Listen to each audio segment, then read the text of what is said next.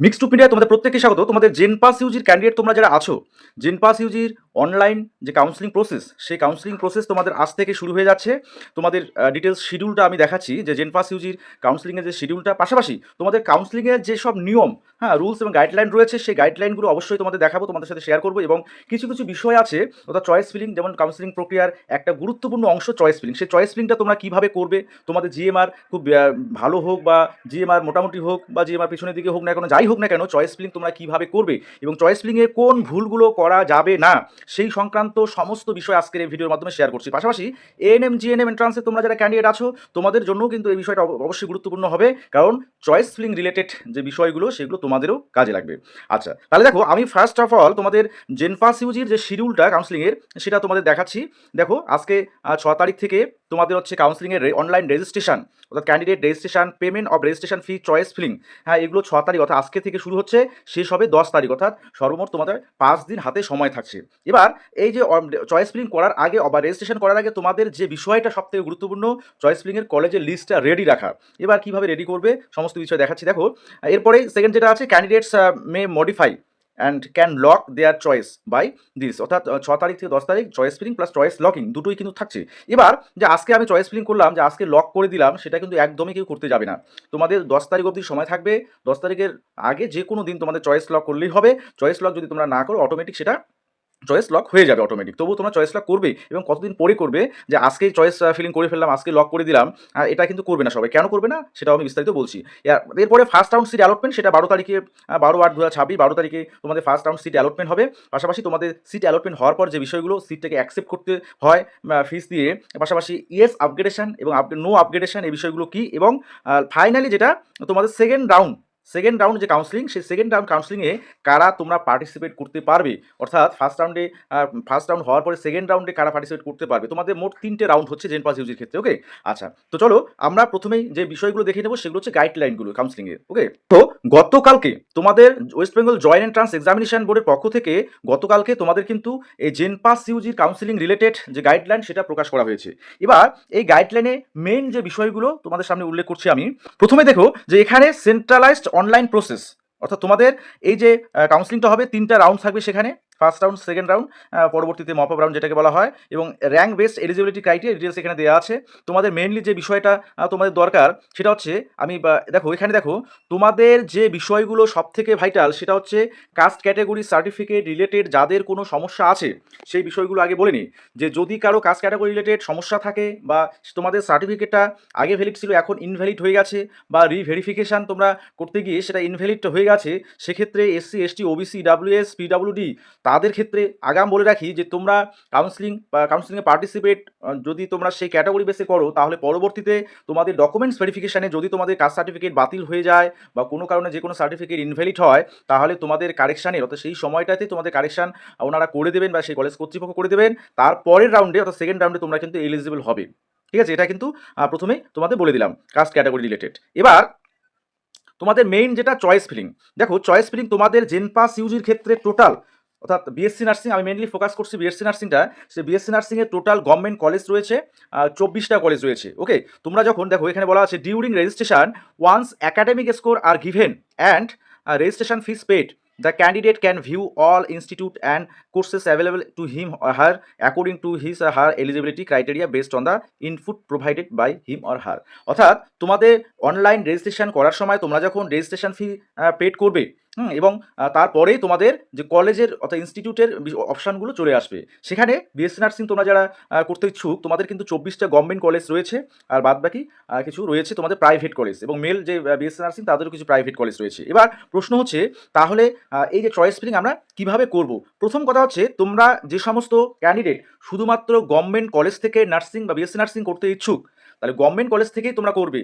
Private কোনো college থেকে তোমরা বিএসসি নার্সিং করতে ইচ্ছুক নও, তাহলে অতি অবশ্যই তোমাদের বলবো, চয়েস ফিলিংয়ে তোমরা শুধুমাত্র গভর্নমেন্ট কলেজগুলোই রাখবে।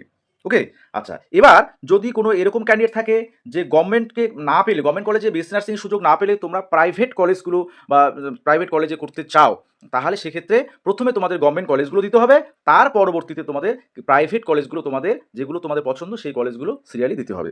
ঠিক আছে? আর যারা দেখা গেল গভর্নমেন্টে পাবে না এরকম মনে করছো, তারাও গভর্নমেন্ট কলেজগুলোতে আগে দেবে, গভর্নমেন্ট কলেজগুলো, এবং পরের দিকে প্রাইভেট কলেজগুলো দেবে তোমাদের পছন্দ অনুযায়ী। এবং সবথেকে যেটা ভাইটাল, যে চয়েস ফিলিংয়ে সবথেকে যত সংখ্যক বেশি তুমি কলেজ সিলেক্ট করবে, তোমার চান্স পাওয়ার সুবিধাটা বা চান্স পাওয়ার পসিবিলিটিটা সবথেকে বেশি তখন থাকবে। এবং তোমরা যদি কম কলেজ দাও, যেমন গভর্নমেন্ট 24টা কলেজের মধ্যে তোমাদের দেখা গেল তোমরা 20টা দিলে, দেখা গেল তোমার নাম আসলো না, তুমি যদি বাকি 4টা দিয়ে দিতে তাহলে হয়তো বাকি 4টার মধ্যে একটাতে চলে আসতো। এই বিষয়গুলো কিন্তু খুব ভাইটাল। আর যারা গভর্নমেন্টে কলেজে করতে চাও তারা কখনো প্রাইভেট কলেজকে চয়েস ফিলিংয়ে রাখবে না। এবার চয়েস ফিলিংয়ের যে বিষয়গুলো, সেই বিষয়গুলো তোমাদের আমি একটু বলি।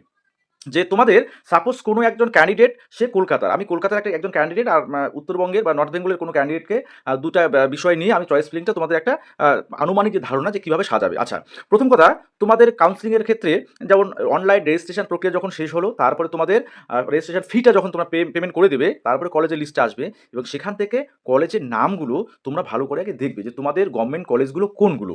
এবং তুমি যদি কলকাতার ক্যান্ডিডেট হও, তোমার জিএমআর যেটাই হোক না কেন বিএসসি নার্সিংয়ের ক্ষেত্রে, তুমি কি করবে, সবার প্রথমে কলকাতা যে এরিয়াতে যে সমস্ত কলেজ রয়েছে বিএসসি নার্সিংয়ের ক্ষেত্রে গভর্নমেন্টের, তোমরা সেই কলেজগুলো চুজ করবে। যেমন সবার প্রথমে এসএসকেএম দিতে পারো, তার পরবর্তী সময়ে তোমরা যেমন আরজিকর আছে, এনআরএস রয়েছে, সাগর দত্ত আছে, কলকাতা ন্যাশনাল মেডিকেল কলেজ আছে, Kolkata medical college and hospital রয়েছে, যে কলকাতা যেসব কলেজে বিএসসি নার্সিং করানো হয় গভর্নমেন্ট কলেজে, সেই কলেজগুলো কলকাতার আশেপাশে যেগুলো আছে। পাশাপাশি বর্ধমান মেডিকেল কলেজ রয়েছে, মেদিনীপুর তমলুকে তোমাদের রয়েছে মাতঙ্গিনী মেডিকেল কলেজ, হ্যাঁ, এবার উলুবেড়িয়া রয়েছে শরৎচন্দ্র, হ্যাঁ, তারপরে তোমাদের হাওড়া ডিস্ট্রিক্ট হসপিটাল রয়েছে। এভাবে তোমাদের কলকাতার সাইডে তোমাদের পার্শ্ববর্তী কলেজগুলো আগে দেওয়ার পরে তারপরে তোমরা এই যে মুর্শিদাবাদ, মালদা, এইদিকে অর্থাৎ উত্তরবঙ্গের দিকে ধীরে ধীরে এগিয়ে যাবে। শেষে যেমন তোমাদের উত্তরবঙ্গের নর্থ বেঙ্গল মেডিকেল কলেজ রয়েছে খুব ভালো, পাশাপাশি কালিম্পং রয়েছে তোমাদের বিএসসি নার্সিংয়ে, সেটা 30টা ভ্যাকান্সি রয়েছে। ইএসআই একটা আছে, ইএসআই দেখো, ইএসআই কলেজগুলোতে কিন্তু কোর্স ফি একটু বেশি হয়, সেটা মাথায় রাখবে। ঠিক আছে? আর কলকাতার ক্যান্ডিডেটরা তোমরা অবশ্যই কালিম্পং যেটা থাকবে, সেই কালিম্পং ডিস্ট্রিক্ট হসপিটাল, সেটা তোমরা সবার শেষের দিকে দেওয়ার চেষ্টা করবে। ওকে? আচ্ছা, কলকাতার যারা ক্যান্ডিডেট তারা এইভাবে তোমাদের চয়েস ফিলিংটা করবে।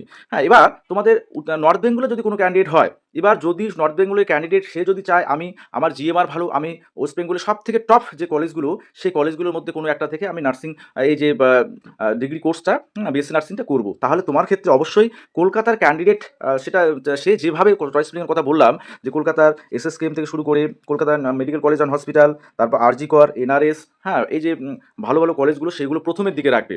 সেগুলো রাখার পরে যেমন বর্ধমান মেডিকেল কলেজ এদিকে থাকবে, তারপরে তোমরা চলে আসতে পারো নর্থ বেঙ্গল মেডিকেল কলেজ, যে কলকাতা সাইটের টপ কলেজগুলোকে দেওয়ার পরে তুমি নর্থ বেঙ্গল মেডিকেল কলেজটা দেবে, তারপরে মুর্শিদাবাদ, মালদা এইদিকে যে সমস্ত কলেজগুলো আছে, বা মেদিনীপুর, ঝাড়গ্রাম, তোমাদের দেবেন মাহাতো আছে পুরুলিয়ার, এই কলেজগুলোকে তোমরা পরের দিকে রাখতে পারো। মনে রাখবে চয়েস ফিলিংয়ে তোমরা তোমাদের পছন্দ মতো কলেজগুলোকে সব থেকে আগে রাখবে। ওকে? আচ্ছা, এটা হচ্ছে নর্থ বেঙ্গলে কোনো একটা ক্যান্ডিডেট যদি করে। এবার সেক্ষেত্রে নর্থ বেঙ্গলে যেমন কালিম্পং আছে, যদি কারো ভাষাগত সমস্যা দেখা যায়, কারণ কালিম্পংয়ে যেহেতু পাহাড়ি এরিয়া, সেখানে আঞ্চলিক যে ভাষা, সেই ভাষাটা অনেকটা ভাইটাল সেখানে হয়ে দাঁড়ায়। এবং পাহাড়ের দিকের কলেজ যদি তোমরা যে কোনো ক্যান্ডিডেট চাও, যে সেটাকে তোমরা পিছনের সারিতে অর্থাৎ সবার শেষের দিকেও রাখতে পারো। ওকে? আচ্ছা, এবার দেখো তোমাদের এই যে চয়েস ফিলিংটা তোমরা কমপ্লিট করলে কীভাবে তোমরা বাড়িতে আগে কলেজের নামগুলো দেখে লিস্টটা করবে। ওকে? লিস্টটা ফাইনালাইজড করবে, যে 1 নম্বরে আমি কোন কলেজ রাখবো, 2 নম্বরে কোন কলেজ, 3 নম্বরে কোন কলেজ, এগুলো ডিটেলস আগে 24টা কলেজের, গভর্নমেন্ট কলেজের তোমরা তালিকাটা তৈরি করবে চয়েস ফিলিংটা বাড়িতেই, হ্যাঁ, খাতা পেন দিয়ে। ঠিক আছে? তারপরে তোমরা চয়েস ফিলিংয়ে সে কোনো ক্যাফেতে হোক বা কম্পিউটার সেন্টারে হোক, সেখানে গিয়ে সেই কলেজের নাম ধরে ধরে তোমরা কিন্তু এই সিরিয়ালি সেই কলেজগুলোকে সাজিয়ে নেবে। ঠিক আছে? তাহলে তোমার পছন্দের কলেজ পাওয়ার ক্ষেত্রে তুমি অনেকটা এগিয়ে যাবে। এবার যদি দেখা গেল কারো জিএমআর হচ্ছে একটু অনেকটাই বেশি, দেখা গেল সে শেষের দিকে বা সেকেন্ড রাউন্ড বা মপ আপ রাউন্ডে একটা কলেজ পেতে পারে। তো তোমাদের ক্ষেত্রেও বলে রাখি যে চয়েস ফিলিংটা ঠিক একইভাবে হবে। তোমাদের দেখো, তোমরা যদি শেষের দিকের কলেজগুলো পাওয়া, অর্থাৎ সেরকম কলেজ যেমন পুরুলিয়া দেবেন মাহাতো, কালিম্পং, ইএসআই, তো এই কলেজগুলো যেমন অনেকেই শেষের দিকে দেয়, তো সেক্ষেত্রে তোমরা শেষের দিকে সেগুলোই রাখবে। তাই বলে সেগুলোকে প্রথমের দিকে তোমরা রাখবে না, তোমরা সেগুলো শেষের দিকেই রাখবে, কারণ সবাই চেষ্টা করে ভালো কলেজ পাওয়ার। তাহলে তুমি যদি সেগুলো শেষের দিকে না রাখো, প্রথমের দিকে রাখো, তাহলে তোমার দেখা গেল প্রথমে যদি 1 নাম্বার চয়েসে তুমি যদি কালিম্পংটা রেখে দাও, তাহলে ওইটা যদি পেয়ে যাও ওই কলেজটা, তাহলে কিন্তু তোমাকে সেখানে অ্যাডমিশন নিতেই হবে ম্যান্ডেটরি। তাহলে তোমার কাছে আর আপগ্রেডেশন ইএসের কোনো গল্প থাকছে না। তাই চয়েস ফিলিংয়ে সেই কলেজগুলোকে তোমাদের জিএমআর বেশি হোক বা কম হোক, তোমরা সেই কলেজগুলোকে সবসময় পিছনের দিকেই রাখবে। ঠিক আছে? এবার এই যে কারা কারা সেকেন্ড যে সিট অ্যালটমেন্ট, সেখানে কারা তোমরা পার্টিসিপেট করতে পারবে। দেখো, এখানে কিছু বিষয় আছে। ফার্স্ট রাউন্ড সিট অ্যালটমেন্ট হওয়ার পরে, ফার্স্ট রাউন্ড সিট অ্যালটমেন্ট যখন রাউন্ড ওয়ান অ্যালটমেন্ট রেজাল্ট যখন পাবলিশড হবে সে নোটিফাইড ডেট অর্থাৎ 12 তারিখে, তখন কী হবে, ক্যান্ডিডেট সে তাদেরকে SMS এর মাধ্যমে সেটা প্রোভাইড করা হতে পারে, বা কোনো আদার ইলেকট্রনিক মিনসের মাধ্যমে তোমরা সেই খবরটা পেতে পারো, বা তোমাদের SMS-ও আসতে পারে যে কোন কলেজে তুমি অ্যালোটেড হয়েছো। এবার candidates must log in the counselling portal to view their allotment status and download the allotment letter. Allotment লেটারটা তুমি ডাউনলোড করতে পারবে। এবার যে বিষয়টা কাউন্সিলিংয়ের সব থেকে উল্লেখযোগ্য সেটা হচ্ছে কোনো একটা ক্যান্ডিডেট, এক নাম্বার বলছি অ্যালোটেড ইন ফার্স্ট চয়েস, তুমি 1 নম্বরে তোমার চয়েস ফিলিংয়ে যে কলেজটা দিয়েছো সেই কলেজে তোমার যদি অ্যালটমেন্ট আসে তাহলে তোমাকে সেই কলেজে ডকুমেন্টস ভেরিফিকেশান করাতেই হবে এবং সেই কলেজে নো আপগ্রেডেশন সার্টিফিকেট জমা করে তোমাকে সেখানে অ্যাডমিশন নিতেই হবে। এখানে কিন্তু বলা আছে all the candidates must complete the documents verification and take admission to the allotted institute within the stipulated time. অর্থাৎ তুমি যদি নাম্বার 1 চয়েস কলেজটা তুমি পাও, ইন কেস অফ ফেলার, দেখো ইন কেস অফ ফেলার অফ দ্য অ্যাবাভ, তুমি যদি সেখানে ডকুমেন্ট ভেরিফিকেশন না করবে, অ্যাডমিশন না নাও, বলছে the candidate will be divert from the entire counselling procedure and will not be eligible for any further round. তাহলে তুমি যদি 1 নম্বর কলেজটা পাও সেখানে যদি অ্যাডমিশন না হও, তুমি কোনো যে আদার্স যে তোমার যে কাউন্সিলিংগুলো হবে বা রাউন্ডগুলো হবে কোনো রাউন্ডে আর পার্টিসিপেট করতে পারবে না, অর্থাৎ ফার্স্ট চয়েসের কলেজটা পেলে। এবার কোনো ক্যান্ডিডেট যারা তোমরা সেকেন্ড বা লেটার চয়েসের কলেজগুলো যদি তোমরা পাও তাহলে তোমাদের ক্ষেত্রে অপশন থাকছে। কী অপশান? তোমাদের ডকুমেন্ট ভেরিফিকেশনটা তুমি করবে বা করতে পারো, সিট অ্যাকসেপ্ট তো করতেই হবে, সিট অ্যাকসেপ্ট করে তুমি ডকুমেন্ট ভেরিফিকেশনটা করতে পারো এবং সেখানে ইয়েস আপগ্রেডেশন তুমি যদি দাও তাহলে তুমি পরের রাউন্ডের জন্য এলিজিবল হয়ে থাকলে।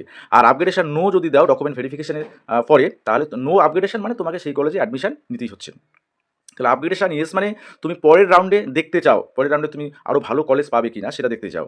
আর নো আপগ্রেডেশনটা হচ্ছে তুমি আপগ্রেডেশন আর করবে না, অর্থাৎ পরের রাউন্ডের জন্য অপেক্ষা করবে না, তুমি সেই রাউন্ডেই সেই কলেজটাতে অ্যাডমিশন নেবে, এটা হচ্ছে নো আপগ্রেডেশন। তাহলে সাবমিট করে তোমাকে কিন্তু সেই কলেজে অ্যাডমিশন নিতে হবে, ঠিক আছে। আচ্ছা, নো আপগ্রেডেশন সাবমিট করে তুমি যদি অ্যাডমিশন না নাও তাহলে তোমার কিন্তু সিটটা বাতিল হয়ে যাবে এবং তুমি কাউন্সিলিং পদ্ধতি থেকে একদম বাইরে চলে যাবে। ওকে, আচ্ছা এবার আর একটা বিষয়, যে যাদের ফার্স্ট রাউন্ড সিট অ্যালটমেন্টে কোনো অ্যালটমেন্ট আসবে না, তোমরা অটোমেটিক্যালি সেকেন্ড রাউন্ডের জন্য এলিজিবল হয়ে থাকবে, তোমাদের আর কিছু করার দরকার হচ্ছে না, তোমরা সেকেন্ড রাউন্ডের জন্য অপেক্ষা করবে।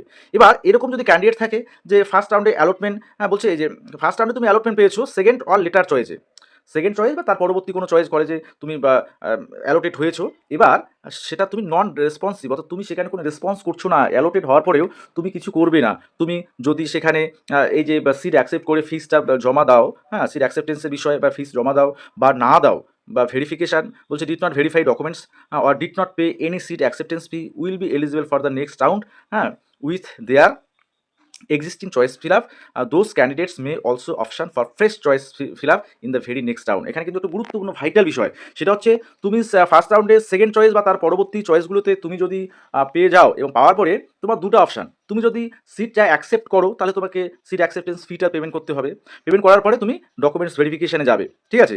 এবার আর একটা বিষয় হচ্ছে তুমি সিটটা অ্যাকসেপ্ট করলে না, ডকুমেন্টস ভেরিফিকেশনও করলে না, দুটোর ক্ষেত্রেই তুমি কিন্তু সেকেন্ড রাউন্ডে বা সেকেন্ড যে রাউন্ড কাউন্সিলিং, সেই সেকেন্ড রাউন্ড কাউন্সিলিং তুমি কিন্তু এলিজিবল হবে। সেক্ষেত্রে অবশ্যই তোমাদের আর একটা সুবিধা, সেটা হচ্ছে তুমি এক্সিস্টিং যে চয়েস ফিলিং, তুমি যে চয়েস ফিলিংটা করে রেখেছিলে সেটাও রাখতে পারো, অথবা বলছে those candidate may also option for fresh choice fill up, তুমি নতুন করে আবার চয়েস ফিলিং করতে পারো বা সেই সুবিধাটা তোমাকে কিন্তু দেওয়া হবে বা তুমি করতে পারবে। ওকে, এটা কিন্তু খুব ভাইটাল। তাহলে তোমার যদি পছন্দ না হয় তুমি সিটটা অ্যাকসেপ্ট করতেও পারো, নাও করতে পারো। যদি অ্যাকসেপ্ট করো তাহলে ফিসটা পেমেন্ট করতে হবে, যদি অ্যাকসেপ্ট না করো তাহলে ফিসটা পেমেন্ট করতে হচ্ছে না, এবং সেক্ষেত্রে তোমাদের অবশ্যই নতুন করে চয়েস ফিলিং অপশনও তুমি পাচ্ছ, এটা একটা খুব ভাইটাল বিষয়। ওকে, তাহলে সেকেন্ড রাউন্ড সিট অ্যালটমেন্টের এলিজিবিলিটি ক্রাইটেরিয়া কী কী থাকছে? 4 ধরনের ক্যান্ডিডেট সেকেন্ড রাউন্ডে পার্টিসিপেট করতে পারবে। একটা হচ্ছে fresh registered candidates in round 2, একদম ফ্রেশলি রেজিস্ট্রেশন করবে, ফ্রেশলি যারা রেজিস্ট্রেশন করবে, দেখা হলো ফার্স্ট রাউন্ডের আগে রেজিস্ট্রেশন করেনি, তাহলে ফ্রেশ সেকেন্ড রাউন্ডের জন্য সেকেন্ড রাউন্ডে রেজিস্ট্রেশন করলো, সেখানে চয়েস ফিলিং করে নিল সেকেন্ড রাউন্ডের জন্য, তারা এলিজিবল থাকছে। আবার not allotted any seat in round 1, first রাউন্ডে যদি কেউ কলেজ না পায় তারাও এলিজিবল হয়ে থাকছে সেকেন্ড রাউন্ডের জন্য অটোমেটিক। 3 নম্বরে বলছে allotment in second or letter choice in round 1 but not responsive, অর্থাৎ সেক্ষেত্রে সেকেন্ড রাউন্ডে অর্থাৎ ফার্স্ট রাউন্ডে অ্যালটমেন্ট পেয়েছো সেকেন্ড বা লেটার পরের দিকের কলেজগুলো, তাহলে তুমি যদি নন রেসপন্সিভ হও, অর্থাৎ সিট অ্যাকসেপ্ট করতেও পারো নাও করতে পারো এরকম যদি হও, তাহলে তুমিও সেকেন্ড রাউন্ডের জন্য এলিজিবল হয়ে থাকলে। আর হচ্ছে seat cancelled in round 1 during verification, এটা কিন্তু খুব ভাইটাল, যে তুমি ফার্স্ট রাউন্ডে যে সিটটা পেয়েছো সেই কলেজে তুমি অ্যাডমিশন হবে, তাহলে তুমি কলেজে ডকুমেন্ট ভেরিফিকেশনে গিয়েছো, ডকুমেন্ট ভেরিফিকেশনে যাওয়াতে তোমার দেখা গেল কোনো সার্টিফিকেট রিলেটেড, সেই কাস্ট ক্যাটাগরি সার্টিফিকেট হোক বা আদার্স কোনো বিষয় হোক, তোমার সিটটা ক্যান্সেল হয়ে গেল তার জন্য, তাহলে তুমি পরের রাউন্ডের জন্য কিন্তু এলিজিবল হবে, অর্থাৎ রাউন্ড 2 জন্য তুমি এলিজিবল হবে। কাস্ট ক্যাটাগরি রিলেটেড যদি সেই ইনভ্যালিড হয় সার্টিফিকেট, সেক্ষেত্রে ইউআর হিসেবে তুমি পরের রাউন্ডে যাবে। অন্যান্য ক্ষেত্রে যদি তোমার কোনো সার্টিফিকেটের প্রবলেম থাকে বা মার্কস বেসিসে তুমি যে ডাটাগুলো পুট করেছো সেগুলো যদি ইনকারেক্ট হয় কোথাও, তাহলে সেই রাউন্ডে ডকুমেন্ট ভেরিফিকেশনে কারেকশন করে তুমি সেকেন্ড রাউন্ডে সে যেতে পারবে। তাহলে মোটামুটি ফার্স্ট রাউন্ড এবং সেকেন্ড রাউন্ড কারা এলিজিবল এই বিষয়গুলো বোঝা গেল। তাহলে তোমাদের প্রথম কাজ হচ্ছে চয়েস ফিলিংটা, অর্থাৎ তোমাদের কলেজগুলোর নাম ধরে ধরে তোমরা কিন্তু বাড়িতে বসে খাতায় আগে তোমাদের চয়েস ফিলিংটা করে ফেলো। অর্থাৎ 1 নম্বর 2 নম্বর থেকে গভর্নমেন্ট কলেজগুলো 1 থেকে 24 তোমরা করে ফেলো। গভর্নমেন্ট কলেজ টোটাল 24টা। হ্যাঁ, দেখো আমি জাস্ট তোমাদের নামগুলো একবার জাস্ট বলে দিচ্ছি যে এসএসকেএম হসপিটাল আছে, কলকাতা মেডিকেল কলেজ আছে, বর্ধমান মেডিকেল কলেজ রয়েছে, তারপরে বাঁকুড়া সম্মিলনী রয়েছে, মিদনাপুর মেডিকেল কলেজ রয়েছে, government college nursing, north Bengal medical college রয়েছে, এনআরএস রয়েছে। হ্যাঁ, তারপর হচ্ছে college of nursing command hospital eastern command Kolkata, সেটা রয়েছে গভর্নমেন্ট, এগুলো কিন্তু সব গভর্নমেন্ট কলেজ। আচ্ছা, college of nursing ESI hospital Asansol, তারপর কলেজ অফ নার্সিং আইডিবিজি রয়েছে, তারপর আরজি কর রয়েছে। Okay, government college of nursing Calcutta national medical college রয়েছে, তারপর সিও Murshidabad medical college, Santiniketan government college of nursing, government college of nursing Rampurhat medical college, তারপর হচ্ছে শরৎচন্দ্র উলুবেড়িয়া, তারপর সিওএন ডায়মন্ড হারবার এমসিএস রয়েছে। পাশাপাশি তোমাদের সিউড়ি সদর হসপিটাল মাতঙ্গিনী আছে তমলুকের। হ্যাঁ, তারপর হচ্ছে Deben Mahato Purulia, government college of nursing medicine Sagar Dutta রয়েছে। তারপরেই তোমাদের টোটাল হচ্ছে তোমাদের 24টা। তারপর হচ্ছে তোমাদের খড়গপুর এসডি হসপিটাল আর হচ্ছে কালিম্পং ডিস্ট্রিক্ট হসপিটাল, এগুলো এই 24টা তোমাদের হচ্ছে বিএসসি নার্সিংয়ের ক্ষেত্রে এবারে তোমাদের সিট ম্যাট্রিক্সে থাকবে। অর্থাৎ তোমরা যখন রেজিস্ট্রেশন ফি পেড করবে তারপরে তোমরা এই কলেজগুলো পাবে। এই কলেজগুলোকে নাম ধরে ধরে তোমাদের কিন্তু আগে খাতায় তোমরা একটা পেজে সাজিয়ে নেবে, তারপরে কম্পিউটার সেন্টারে গিয়ে তোমরা চয়েস ফিলিংটা করবে। ওকে, যাই হোক, এটাই তোমাদের চয়েস ফিলিং বা তোমাদের কাউন্সিলিংয়ের মেইন বিষয়গুলো। ঠিক আছে? আচ্ছা, অবশ্যই কারো কোনো ধরনের কোনো কোয়ারিজ থাকলে অবশ্যই কমেন্ট বক্সে কমেন্ট করে জানাবে।